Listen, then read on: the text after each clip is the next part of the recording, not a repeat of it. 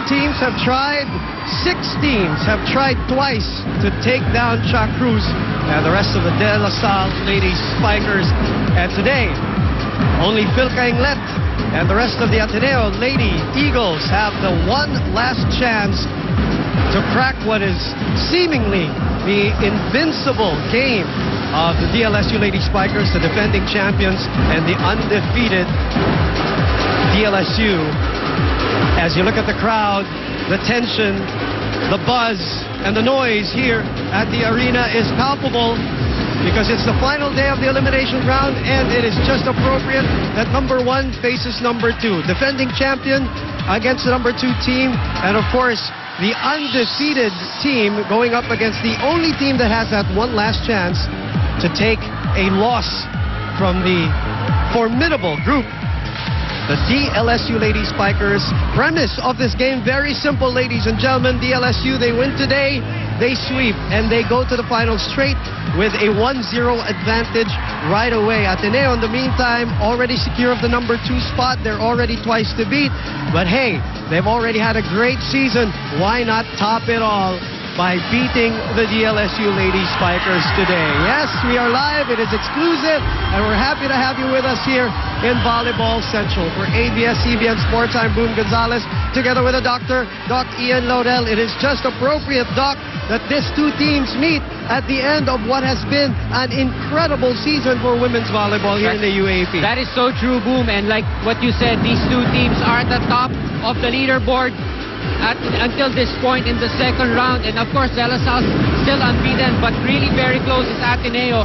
Not only is the rivalry very evident with the crowd that we have here in the arena, but of course, this is the first time, or this is the best performance so far for Ateneo in the women's volleyball division. They've never had the twice to beat advantage. They have it this year. It's the best time for them to try to take down the undefeated team. As we see the team standings, you'll get a better look of what we're talking about. And when we say this, you know, number 2, their best record overall ever, talking about Ateneo de Manila University, but they have not won. And this batch of girls, Ian, have not won against DLSU. That's true. De La Salle, we're going to see 13-0. They are on top. Of course, Ateneo 11-2, UST 9-5, and Adamson University 8-6, tied with FEU at 8-6. Now, what is important here is that these 2 teams already have clinched a twice-to-beat advantage, but they're definitely fighting for something else right now besides pride. We talked about the rivalry, but because of the consequences of what might happen for the rest of the tournament based on the results of today's game. And it's also appropriate, Doc, that until the final day of the elimination, the final game, there are things to be decided still, and that's why the crowd has come out today here at the arena and are watching us live on Studio 23. There are only 2 possible scenarios that may happen after today's game. Doc, walk us through it, please. All right, these are the 2 things that could happen. Of course, if De La Salle wins, they're going to have a sweep of the entire 2-round elimination. And what will happen is that De La Salle will earn an automatic finals berth and will have a thrice-to-beat advantage. So very, in a way, yes, that's right. And a very tough position. Yeah, of course. Whoever's going to face De La Salle would have to grind it out and have a De La Salle would have a thrice-to-beat advantage. If the stepladder semifinals will happen, of course, there's going to be a knockout game between number 3 and number 4, and they would have to beat Ateneo, which is the second-ranked team, twice to be able to go up against De La Salle. The other scenario is that, of course, if Ateneo wins over De La Salle today, there will be a Final 4 appearance. De La Salle will, of course, face the number 4 team, and, of course, Ateneo, being the second, will have to face the third-ranked team going to the Final 4 division. Of course, De La Salle and Ateneo will have that twice-to-beat advantage in that round. Ateneo wants to win this, obviously, so that there is a Final 4 format, so that if they do meet in the finals, because they are number 1 and number 2, and the possibility is also looking good for them, they go into the finals on equal footing. That is what their intention is, while La Salle simply just wants to dominate and sweep this elimination round. Now let's go back to our first meeting of these 2 teams.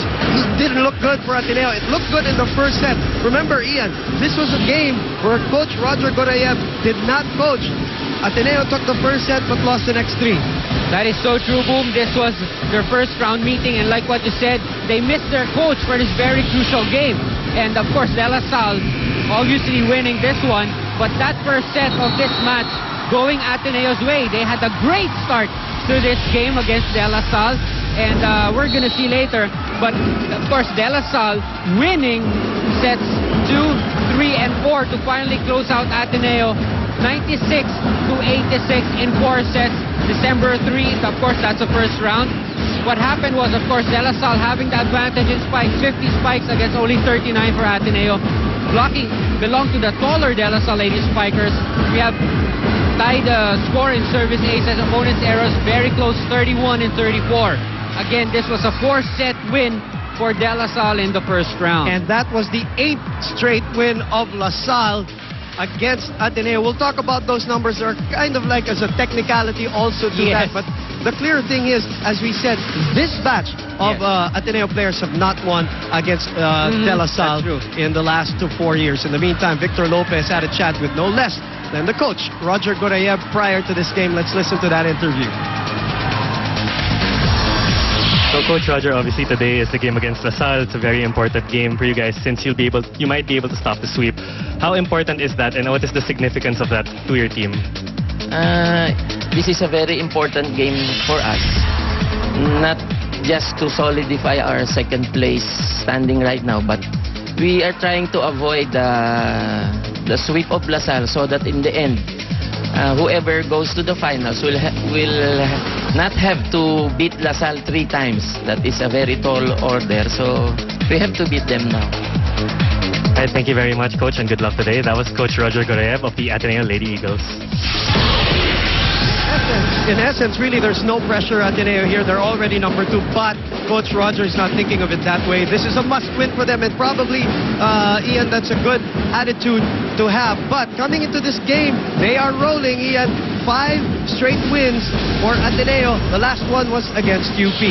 That's right, and before we take on this game, I like the shirt of Coach Roger. It says Puso. So I think that's their big factor that Ateneo has to prove to themselves that they can definitely beat La Salle, and they have the talent and the experience and more so the heart to do that. Again, this was a one game for Ateneo in 3 straight sets, and this was the last opponent they had. UP again, we saw earlier, wasn't able to notch that win against NU, but this was a relatively easy win for Ateneo, 25-8 in the first, 25-20, and 25-18 in the third. Of course, total domination in spiking, 42-18. The blocking department belonging to the UP Lady Rose, 8-2, but all the rest, of course, going to Ateneo with a total output of 75 against only 49 for UP.